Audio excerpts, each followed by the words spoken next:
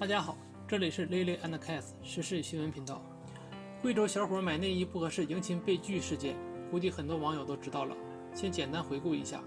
1月2日，贵州遵义男子小杨在接亲时，女方因小杨为其购买的内衣小了而拒绝参加婚礼。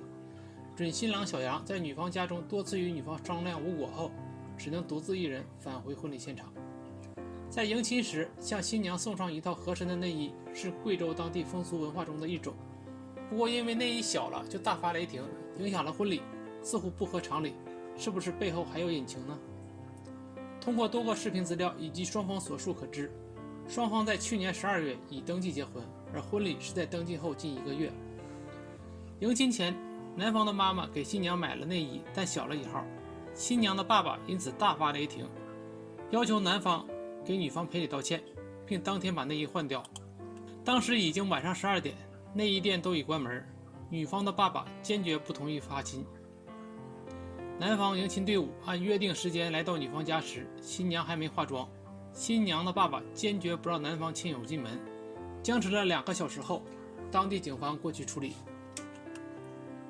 后来女方回应，男方的语气不好，换句话说，当时并非是有意刁难男方，如果男方愿意为此去询问一下，看是否能够通过一些方法买到新内衣，即便买不到，好好商量和自己说说好话，事情就能解决了。让女方家拒绝的原因是因为男方的态度和回应。现在网上评论大致是两边倒，有的人认为是男方的过错，因为结婚并非儿戏，应该细致的早点去给女方准备全面，而另一部分人则认为女孩子家太矫情，应该高高兴兴地把婚礼办完。我只强调一个地方，就是晚上12点了，女方才和男方提出内衣不合适。我不了解当地风俗，不好瞎说，但是按照常理，这个时间提出更换内衣，女方父亲说的并非有意刁难，似乎不可信。现如今双方已离婚，一场婚姻因为一套内衣而破裂了。当然，单单一套内衣不至于男女双方如此不愉快，双方在其他事情上应该是还有积怨，只是不方便拿出来说，而内衣只是一个爆发点。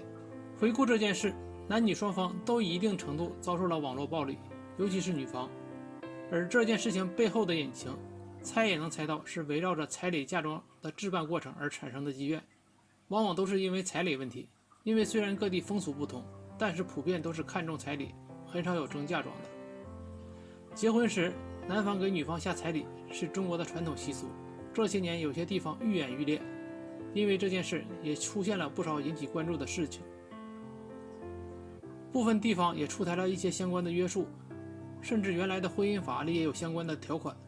现在虽然婚姻法并入民法典了，但是相关条款还在。这种约定俗成的事情仅靠规定很难改变，这时的规定仅仅是出现意外情况时用来判定是非的依据，而不能约束之前的行为。一风一俗并非易事。希望打算和即将步入婚姻的男女朋友，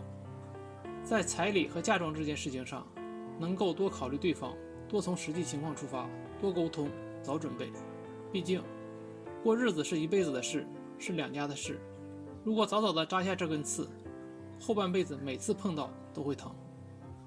今天的评论就到这里，这里是 Lily and Cats 时事与新闻频道，我们下次再见。